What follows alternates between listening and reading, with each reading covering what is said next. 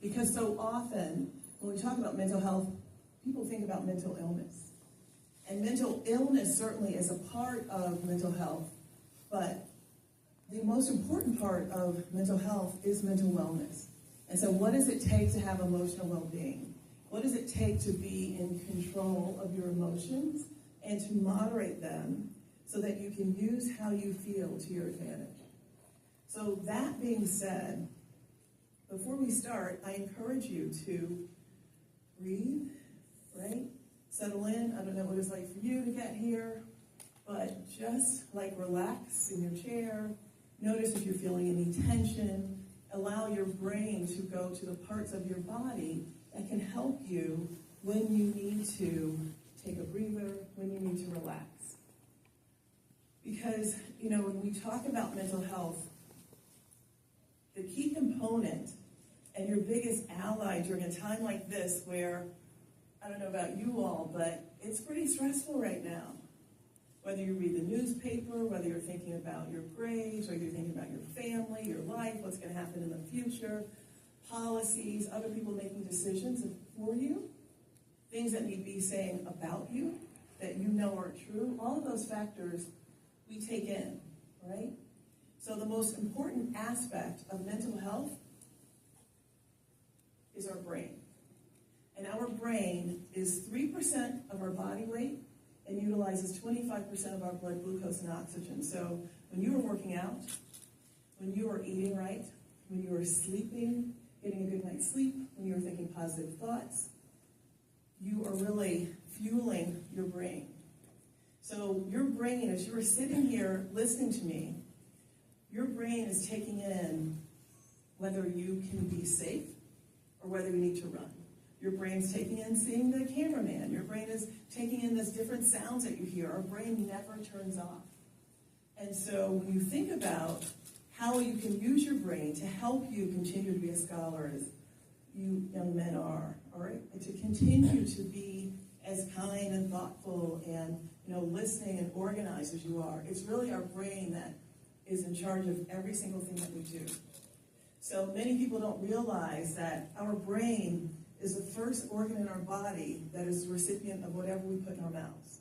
So what we eat, what we may use if we're trying to change how we feel, like alcohol or drug use or different medications, everything that we do, our brain is in charge of. So when it's really important that you recognize that so that we can use our brain, you can use your brain to help you achieve what it is that you need to achieve. And just based on the fact that you are here right now, then you are all achievers. But it really is about how do you continue to promote your mental health and wellness and use your brain in a way that allows you to continue to learn. And learning is something that we do all of our lives. It used to be thought that our brains, that you stopped learning when you became an adult. What we know is that the brain can continue to learn and develop across our lifetime.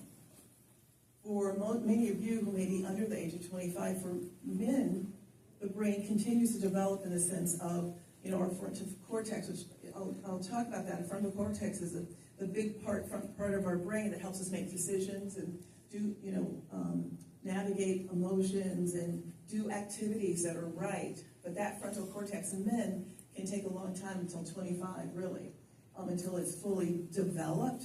But the part that you're learning really continues. So when you think about the brain is really like the hardware of a computer. It has billions of neurons that connect, almost like train tracks. What many people don't realize is our stomachs have more neurons than our brain. So this gut-stomach connection is real, which is why when you're thinking about something, you might get a funny feeling in the pit of your stomach. It's all connected. And so when we think about continuing to have those train tracks connected, that is really a function of our brain, but more importantly, our mind. So if you think about the brain as being the hardware, then our mind is the software. And it's our mind which allows us to reframe things. Have you ever heard of a mindset? Right? Like, what's your mindset? So there's a woman, Dr. Carol Dweck, who's done a lot of research on a fixed mindset versus a growth mindset. So a fixed mindset is, let's say you're having trouble in math. I know this probably has never happened to you, but let's say you fail a math test. And you say, I can't do it, right? I'm just terrible at math. You know, even my family's good at math, I can't do it. That's a fixed mindset. But a growth mindset means that if you failed a math test, you would get a tutor, you would talk to your teacher, you would work harder to overcome that. And so that potential that we have, that growth mindset, is something that is in all of us. And, you know, what we know is, and not just my opinion, but research shows that we are all born with everything we need to succeed, right? Doesn't mean that everything's equal. Doesn't mean that life is not a struggle.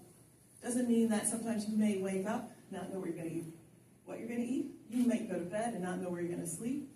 I'm not talking about that. I'm talking about what's inside of us that allows us to thrive, that allows us to achieve and overachieve. We have. And what happens is it gets layered by things like abuse, sexual abuse, physical abuse, living in poverty, you know, having people say negative things about you, maybe having teachers who don't recognize how great you are, maybe being bullied. And when you peel off all those layers, that fire that we have inside is always there. So the key part, no matter how old you are, is to continue to unlearn things that don't serve you and focus on the good things that you do, which means every single day you should be able to look at yourself in the mirror and think about something that you did right. Doesn't mean it has to be perfect, but something that you did right, and continue to build on it. Because unfortunately, I'm 63 years old. I have never experienced so many outward daggers, so many outward challenges that I think you hear about and you read about just based on somebody's immigration status, the color of their skin, the texture of their hair, who they love, and it's a lot. And so it's important for each of you to not let that penetrate who you're meant to be. And how do you do that? You attend things like this. You continue to work hard at school. If you need help, you get help. If you find that there are things that impact how you are, what your mindset is like, how you feel, how sad you are, then you get help for that so that you can maximize the potential that you have, or in many cases, tap into it. So, as you heard earlier, I'm a medical doctor, which means I went 4 years of undergrad, 4 years of medical school. I did a year of internal medicine, and then did 3 years of psychiatric residency, and then have been a psychiatrist for 30-some-odd years. Most of my practice has been in under-resourced communities. I lived in New York for a long time, 25 years, worked at Harlem Hospital, worked at Rikers Island, which is the second largest jail in the United States. So I work with people who are criminal justice involved, and now I live in Sarasota, where I worked for the ACLU for a year, American Civil Liberties Union, but I'm back to my clinic now, and I still work with people who've been incarcerated and formerly criminal justice involved, and work with individuals who have mental illness and also addicted to substances like methamphetamines or opiates, alcohol. So I've seen it all. And I can tell you, from my experience, there's nothing like what you are all committed to right here for these next couple of days in terms of learning from other people, hearing from Coach Sheffield. I think I said it right? From Coach Sheffield and all the speakers that you are going to hear. It doesn't mean that you have to be exactly like them, but it means that you understand your potential to be like them. My father, in 1960, was the first black student to graduate from the University of Kentucky School of Pharmacy. And I don't know how much you know about 1960, but in 1960, black people couldn't vote, in some cases, couldn't go to the same schools. I mean, I was born in 61. The Civil Rights Act wasn't passed until 64. So 1960 was a tough place to be in Kentucky, where CA's from Kentucky back there. It was a tough place to be. But he was the first black student to graduate from the University of Kentucky School of Pharmacy, graduate third in his class. No one would hire him. They moved to Chicago, and that's where I was born. And then we moved back to Kentucky when I was 11. His father, my grandfather, Burton Taylor Sr., was in pharmacy school in the 1920s at the University of Iowa. And if you think it was tough in 1960, imagine being in pharmacy school in 1920s in Iowa. There were 4 other black students with him, all males. My grandfather ran out of money. He went to his brothers to get money. They said they didn't have it or wouldn't give it to him. Eli Lilly, which is a pharmaceutical company, said they would pay for him to finish pharmacy school, 2 years, pharmacy's 5 years, if he would move to Indianapolis and work for Eli Lilly. My grandmother had less than a high school education, did not want to leave Kentucky, so she said no. So he dropped out, and he was a janitor, and she was a cook. And that's what they did, basically, until they died. That story motivated me to go. I always knew that I would go to medical school or go to law school. I knew I'd go to some professional school. But hearing that about my grandfather really motivated me to continue to push. And I urge you, when you go home today, to talk to your parents, if you can. Talk to your caregivers about their lives, about their hopes for you, about how you got your name, about who you are, about lessons that they have learned in their lives that allow them to keep pushing on. Do you all understand that assignment? Mm-hmm. Right? And if you don't have a parent to talk to, then you talk to the men and women who have brought you here today. And you find out what they have overcome. Because the point about what you all will achieve because you are sitting in these seats is that nothing is easy. You can't look at me and tell what my life has been like. You will not be able to look at Coach Sheffield and tell what her life has been like. You know, you have an astronaut coming. You don't know what their lives are like. But we see people who are in front of you. We see people in the spotlight. And you don't understand, a lot of us started right where you were today. So learn about people.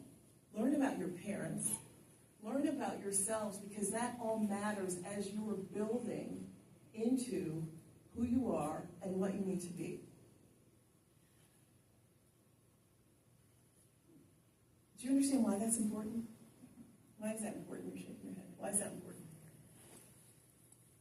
I feel like, it was coming up to the question of asking your parents. Yeah, why is that important that you know about your family and what they've been through? I think it's better to understand different perspectives, because if you just look at it from your own perspective, you may not understand what other people are going through. And I feel that's like an example of a fixed mindset, like what you said. Mm-hmm. Knowing how your parents or your guardians or your friends or your teachers got to where they are, it helps you with your own experience. Mm-hmm. Thank you. Yeah, so it helps you with your own experience, because the other thing that I think is impacting, mental health, and I can talk about some of the barriers to good mental health, is the fact that what we know about COVID, in terms of being home, being isolated, at the same time we had, George Floyd and racial and social justice, is that many of you all are lonely and are isolated and don't necessarily know how to ask for help the way you need to, or how to listen to each other. And there's nothing wrong with technology, but there are times that you have to put down that device and look at somebody in the eye. There are times that you have to put it down and find what's important about you all being together. Because the way our brain works, the way we survive as infants is when, you can't talk like, change me, I'm hungry as an infant, but when you cry, people will come to you. And so that need for connection, that need to have face-to-face, that need for being able to have your needs met is really important. And so, as a group, make sure that you talk to each other and check on each other, because our brain needs that for development. And find the time when you're home or wherever you live to put down your phone and just have a conversation, to notice what somebody is thinking or feeling and ask them. Because 90% of communication is nonverbal, right? And the way we listen, most of the ways that we listen to each other, there's three phases. One is that we listen thinking about what we're going to say, so we're not really listening. The second phase is when you hear and pay attention to body language. And the third phase is when you can understand how somebody feels without them saying anything.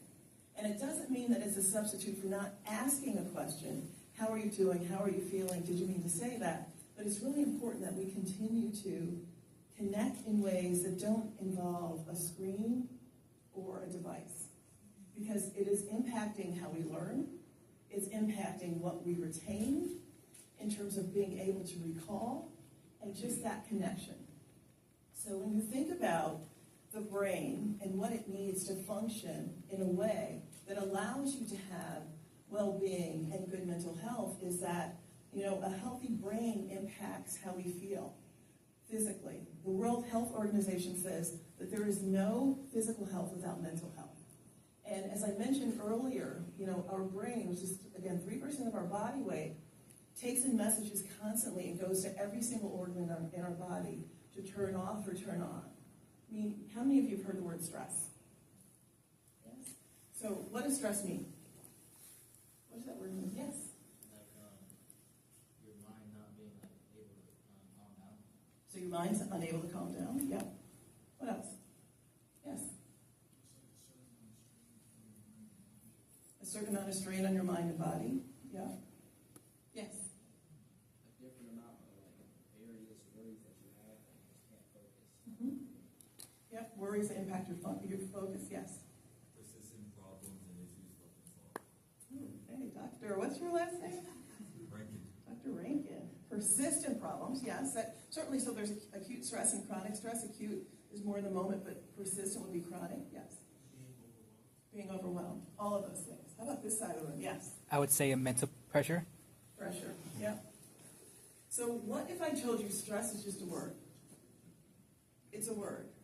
The most important part about stress is how it impacts you. So you need to know how stress impacts you. If it makes you worry, if it's persistent, so that's one thing. But the other thing is, how does stress impact you in your body? How do you know you're stressed? Where do you feel it? Your chest, your hands, your stomach, where do you feel it? Sorry? Everywhere. So when you get that sensation, it can be a cue to you that you need to do what? What do we start with? Breathe, right? What do you need to do? You said eat? Eat, okay. Sleep? You need to do something, right? Something to take care of yourself. So the thing about stress, Dr. Hans Selye, who was doing, I think in 1945, was doing experiments on rats. And he was injecting them with a hormone. And what he found was that the rats that he injected had this lump on their neck. And he said, I made this connection. The hormone is creating this lump. But then when he looked at all the rats, he realized they all had this lump. And what he realized is the stress that the rats had from him chasing them to capture them was making them stressed. So he's the father of stress. And he named it stress, which is really an engineering term for human beings, right? And so it really says a couple things. Number one, we are not machines, we're human beings. Number two, the important thing about stress, if you are participating fully in your life, you will have stress. But we are not meant to be stressed 24 hours a day, 7 days a week. You need times of recovery. You need times of balance. You have to interrupt that. And so the key point is that we're not machines. If you're living your life, like there's no life that you're going to be successful, work hard where you're not stressed, but how do you interrupt it? Right? And so for you all, that means not going to bed with your cell phones in your bed or your computers. Like you need to go to sleep. How do you create time to eat? Food that's healthy for you. As I mentioned, everything you put into your mouth goes to your brain first. When you recognize that you feel stressed, like do you stop? And do you do something different? Do you breathe, or do you go for a walk, or do you talk to somebody, or put on some music, or do something that makes you feel unstressed? Do you ask for help if you need it? Because stress, there's something called eustress, which is positive stress that allows you, to get here today at 4 o'clock, right? And when you settle in your seats, then your body should recover and settle down. There's something called tolerable stress, is when you feel stressed, but you realize something about a relationship or speaking up or something can help you settle down. But chronic stress, that toxic stress, that persistent stress that Dr. Rankin talked about over here, is what kills you. Because have you heard of fight or flight? Right?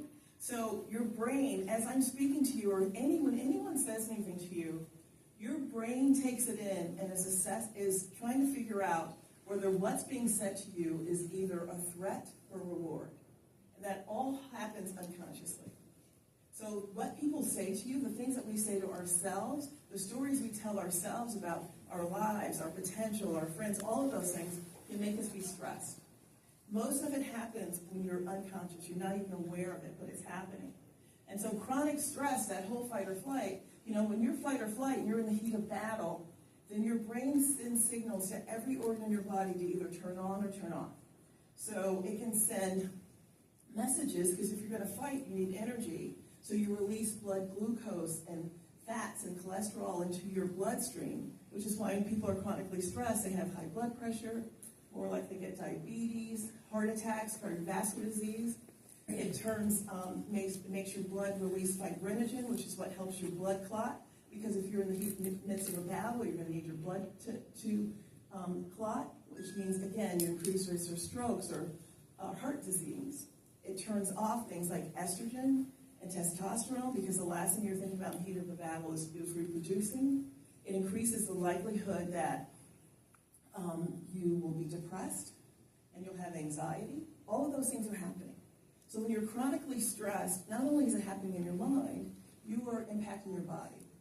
And the age that you are all here right now is the time that you need to be thinking about how you can have a healthy body. Because when you put in time now to have a healthy body and healthy brain, you will age in a way that's successful. Because you do not want to get to the point where you put in all this hard work to achieve what you want to achieve, to develop into who you want to develop, and then you can't walk, or you've had a heart attack, or you die because you have not taken care of your body. So that all begins now, which means, when we're stressed, our bodies create things that are sweet and salty. But if you're studying for tests, you know you're going to be stressed. Like, what healthy snacks can you have, right? What can you reach for that's easy, but also will make your body healthier? So thinking about those things in advance.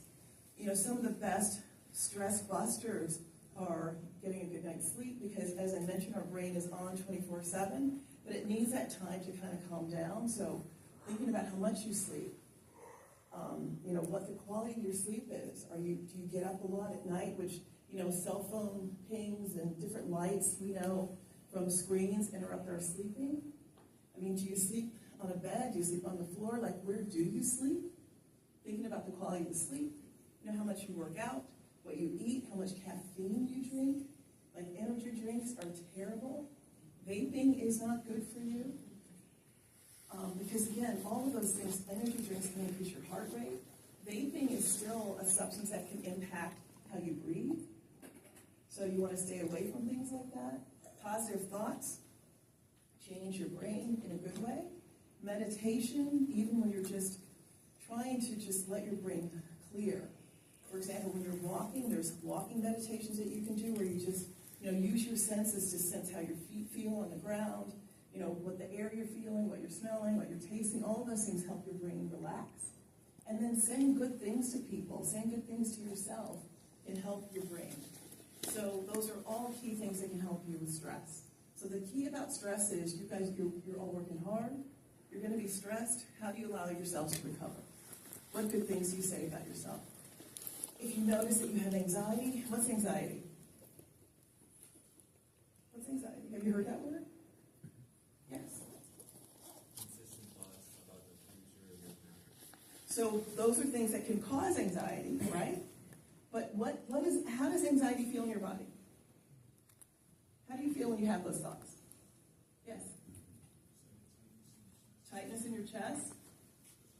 Unstable? Kind of scared? So fear, right? What are other things? Anxiety, yes. Constant tension in your body? Constant tension, right? So, yes. Uncertainty. Uncertainty, right? So all of those things, like anxiety is something that's real. If you have anxiety, let's say you're worried about a test, you have anxiety, you take the test, get the grade back, again, you come back to normal. But let's say anxiety just happens when you're walking to class, happens out of the blue, happens when you're with other people. Anxiety is treatable. Sometimes there's some medications that can cause anxiety. Too much caffeine can make you feel anxious. Your thyroid can be off and make you feel anxious. But when you have anxiety, it's key that you tell somebody, an adult, make sure you get a physical and talk to somebody about what's causing the anxiety, right? Anxiety in and of itself isn't something that's bad, but if it persists, if it stays for a long time, it interrupts how you're functioning, then it's really not good for you. So you have stress, you have anxiety, all of those things can impact your thinking. So one of the things that you can do for those is to try to be mindful. Have you heard that word mindful? Right? And being mindful doesn't mean that you let things go and forget about them. Mindfulness means that you're paying attention to how you're doing. Like being self-aware, knowing how you're thinking, what you're feeling at all times is key. And that's why, so many people, so many young people especially, have anxiety and will use things like what to try to solve it? Marijuana, did I hear that? Weed, right? And so many people think that there's not, marijuana is legal, medical cannabis here. But if you're using any substance to change how you feel, then you are doing yourself a disservice unless it is under the direction of a healthcare provider. Because the key is not to not feel. The key is to experience what you're experiencing and then use your mind, use your knowledge, use your resources to adapt to it, right? So don't get caught in like a quick fix for something that you're feeling if you feel stressed or anxious. Know that how you're feeling and use your brain and common sense to do something about it. So mindfulness is something that is taught a lot. It really is about being self-aware, using self-knowledge to not deny what you're feeling, but to use your mind to change how you're feeling, to use something that's called cognitive reframing, which is if you know you're sad or you know you're depressed or you know you're anxious, then you think about it and you ask yourself, what's another way to look at it? So if you're getting ready for a test and you're feeling anxious, you go, okay, I'm getting ready for a test, but I'm ready. I studied. I'll be okay, right? So it's mindfulness is using your mindset and flipping what you're feeling into something that's positive, which means each and every one of you should have a mantra that you say to yourselves that lets you know that you're going to be okay. Right? Because anticipating, thinking about, preparing for tough situations can allow you to be ready, which means you think about how you overcame something in the past. You think about what it takes for you to study hard and get the grades that you need. Or if you're training for something athletically, like what do you have to tell yourself to keep going? And so those kind of mantras, those kind of being ready for those are important so that when the time comes when you're going left and life says you're going to go right and you're not ready for that, then you can use everything you know, your experiences, your hard work, your teachers, your guidance counselors, your parents, your guardians, your older siblings or cousins, all those people who support you to do something differently. And that all begins with your mind. Because what happens to our mind is there's a couple of things in our mind that really, in our brain and mind, that help us make the right decision. So you have something called the amygdala, which is the brain's fear factor. Your amygdala is what helps you, like if you're going to cross the street and you hear traffic and you look, right? That helps you tap into not crossing the street, or you stick your hand on a hot stove and that teaches you not to do that again. It's your amygdala that helps you do that. And yes, your amygdala is what causes fear, but the amygdala also can be responsible for courage. but like the way the brain works, like you hear things, or somebody may say something, you notice something, it taps into your amygdala. Your amygdala goes to something called your hippocampus, which is where memories are and experiences. And then your temporal lobe, which is all your sensations, and that goes to your frontal cortex. Your frontal cortex is the biggest part of your brain, and it's where you really, it allows you to immediately take in experiences, notice everything that's happening, and then, is that 35 minutes? Okay. And then make a decision. So our brains are wired to keep us safe. Our brains are wired to help us reach our potential. Our brains want us to win. Your brain and mind wants you to win. And so keeping a clear mind, having a healthy body, having positive attitude, and taking care of yourself physically really points into all of those things that contribute to mental health and mental wellness. 75% of our conscious thoughts are negative. 75. So most of what we think about, most of what we remember, are those things that might have hurt us. The work is using mindfulness, using your mindset to flip it back to reality. Does that make sense? That is the work. So if you find that, you're not able to concentrate in school, you're not going to school, your relationships are failing, you have sadness that lasts longer than 2 weeks, worst case, you may feel like you want to hurt yourself or kill yourself, or hurt or kill somebody else, or you find that maybe you're relying too much on alcohol or drugs in some way to get yourself even up and out of bed, talk to somebody. We have to lose the stigma about talking to a mental health provider, and you don't have to go see a psychiatrist, you don't have to go see a social worker, but talk to your guidance counselor, talk to an adult, talk to someone who can help you. There are a lot of things online now. There's texting that you can get help that you need. But the key thing is to really understand your responsibility for taking care of yourselves, to understand that your brain wants you to win, to understand that you all have everything that you need to succeed, but it's shoring yourself up with education. It's making sure that the people who you hang around with have the same drive and motivation that you have.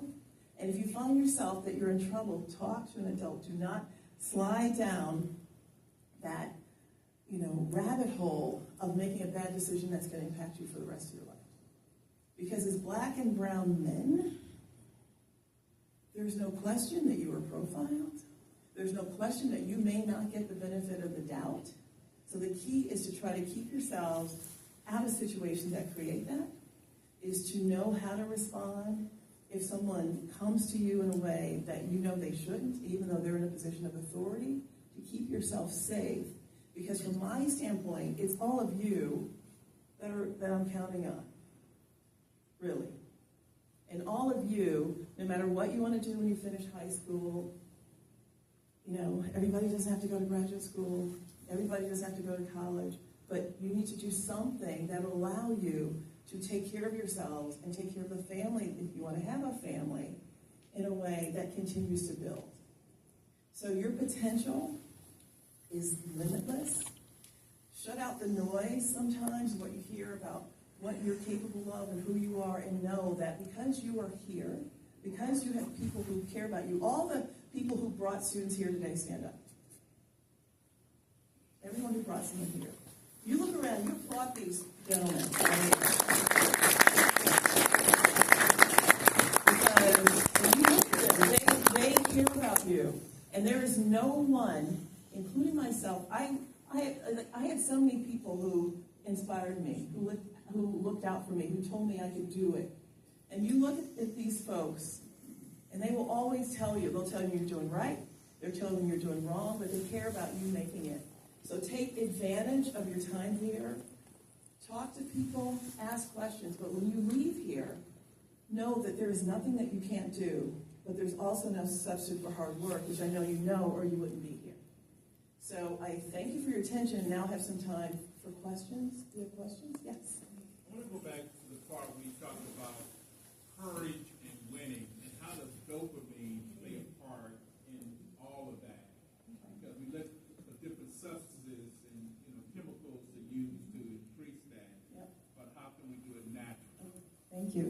what's your name, sir? Carl. Carl. Okay. So Carl mentioned dopamine. So there are three major neurotransmitters in the brain that we done a lot of research on. One is serotonin. Serotonin is a body's kind of feel-good transmitter. Like when you drink warm milk, sometimes you release serotonin. There's dopamine, which is another neurotransmitter that is released that gives you energy, that makes things clearer. In fact, like when you fall in love, they say dopamine is released. When people take things like cocaine, dopamine is released, right? So the key thing, and the last one is norepinephrine, which also gives you energy. But the key thing is, how can you naturally release dopamine? So we have Coach Sheffield back there, who's an elite athlete and elite coach, and can tell you a lot more about winning than I can, since I really never played a major sport. But sometimes when you win, you release dopamine. When you get a good grade on a test, you can release dopamine. When you think good thoughts about yourself, you can release dopamine. So dopamine is one of those neurotransmitters that the key is how you can release it. So there's something called oxytocin, which helps us bond, right? That creates connection. But when you are doing things that make you feel good, you can release dopamine. And so to do it naturally, practice and win. Pay attention to small wins. So often we get involved in thinking that if you're going to achieve something, it's a big prize. Like to do small wins can also release dopamine.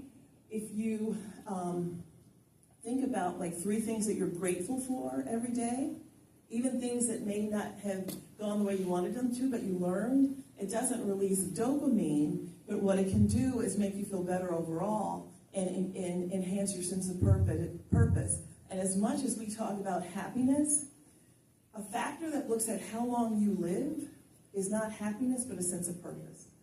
So things like that when you reflect on your day and those things that you have done well, can release dopamine in small ways.